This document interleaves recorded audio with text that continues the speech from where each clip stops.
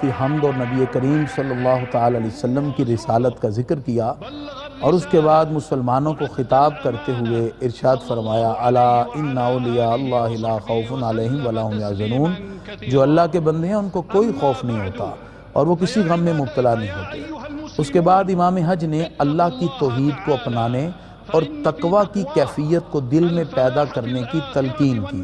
اور فرمایا کہ اللہ نے مخلوقات کو اس لیے پیدا کیا کہ وہ اس کی بندگی کرے، وما خلقت الجن والانس الا لیعبدون۔ اس کے بعد امام حج نے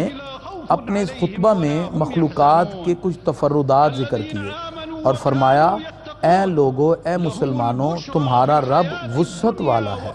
وہی ہے جس نے اپنی رحمتیں تمہاری طرف بھیج دی۔